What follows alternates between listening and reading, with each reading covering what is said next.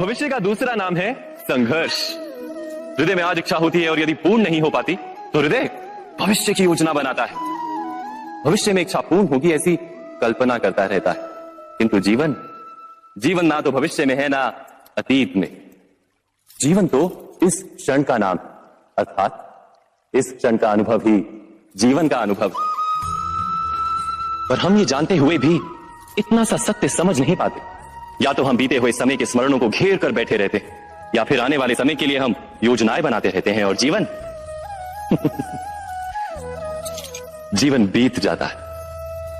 एक सत्य यदि हम हृदय में उतार लें कि ना हम भविष्य देख सकते हैं, ना ही भविष्य निर्मित कर सकते हैं, हम तो केवल धैर्य और साहस के साथ भविष्य को आलिंगन दे सकते हैं, स्वागत कर सकते हैं भविष्य का।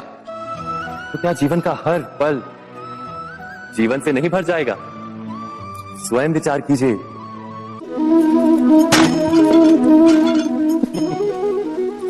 कभी कभी कोई घटना मनुष्य के जीवन की सारी योजनाओं को तोड़ देती और मनुष्य उस आघात को अपने जीवन का केंद्र मान लेता। पर क्या भविष्य मनुष्य की योजनाओं के आधार पर निर्मित होते हैं? नहीं। जिस प्रकार किसी ऊंचे पर्वत पर सर्वप्रथम चढ़ने वाला उस पर्वत की तलाई में बैठकर जो योजना बनाता है, क्या वही योजना उसे उस पर्वत की चोटी तक पहुंचाती है? नहीं। वास्तव में वो जैसे जैसे ऊपर चढ़ता है वैसे वैसे उसे नई नई चुनौतियां, नई नई विडंबनाएं, नए नए अवरोध मिलते हैं। प्रत्येक पद पर वो अपने अगले पद का निर्णय करता है। प्रत्येक पद पर उसे अपनी योजनाओं को बदलना पड़ता है। कहीं पुरानी योजना उसे खाई में ना ढकेल दे। वो पर्वत को अपने योग्य नहीं बना पाता, केवल स्वयं को पर्वत के योग्य बना सकता है। क्या जीवन के साथ भी ऐसा ही नहीं? जब मनुष्य जीवन में किसी एक चुनौती को, एक अवरोध को अपने जीवन का केंद्र मान लेता है, अपने जीवन की गति को ही रोक देता है, तो वो अपने जीवन में सफल नहीं बन पाता और ना ही सुख और शांति प्राप्त कर पाता। अर्थात जीवन को अपने योग्य बनाने के बदले स्वयं अपने को जीवन के योग्य बनाना ही सफलता और सुख का एकमात्र मार्ग नहीं? स्वयं विचार कीजिए।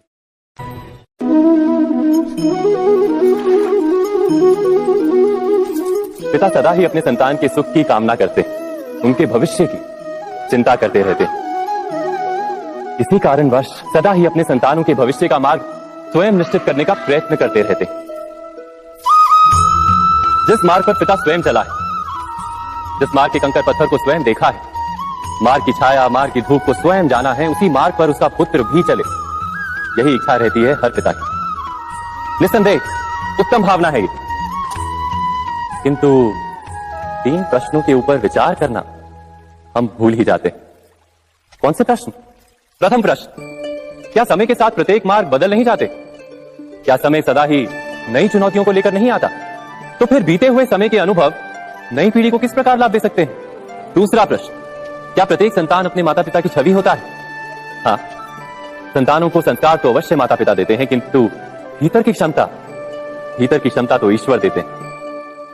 तो जिस मार्ग पर पिता को सफलता मिली है, विश्वास है कि उसी मार्ग पर उसकी संतानों को भी सफलता और सुख प्राप्त होगा। तीसरा प्रश्न, क्या जीवन के संघर्ष और चुनौतियां लाभकारी नहीं होती? क्या प्रत्येक नया प्रश्न एक नए उत्तर का द्वार नहीं खोलता? तो फिर संतानों को नए नए प्रश्नों, संघर्षों और चुनौतियों से दूर रखना, ये उनके लिए लाभ करना कहलाएगा या हानि पहुंचाना? अर्थात जिस प्रकार संतान के भविष्य का निर्माण करने के बदले उसके चरित्र का निर्माण करना श्रेष्ठ है, वैसे संतानों के जीवन का मार्ग निश्चित करने के बदले उन्हें नए संघर्षों के साथ जूझने के लिए मनोबल व ज्ञान देना अधिक लाभदायक नहीं होगा? स्वयं विचार कीजिए।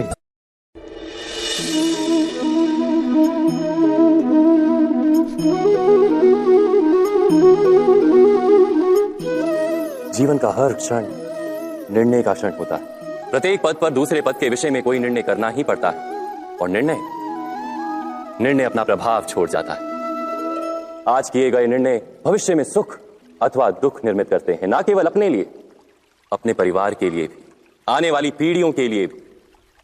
जब कोई दुविधा सामने आती है तो मन व्याकुल हो जाता है, अनिश्चय से भर जाता है। निर्णय का वो क्षण युद्ध बन जाता है और मन बन जाता है युद्ध भूमि।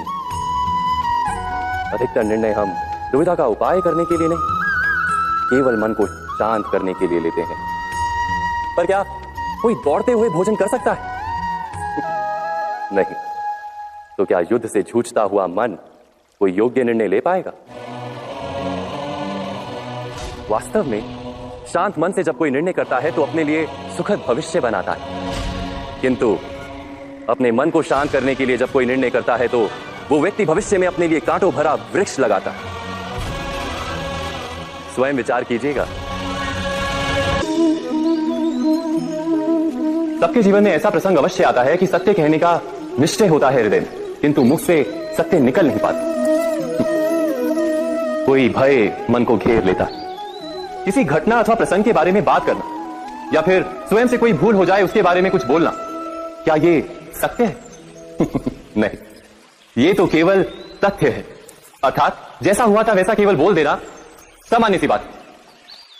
किंतु कभी कभी उस तथ्य को बोलते हुए भी भय लगता है। कदाचित किसी दूसरे की भावनाओं का विचार आता है मन, दूसरे को दुख होगा, ये भय भी शब्दों को रोकता है। तो ये सत्य क्या है? क्या हमने कभी विचार किया है?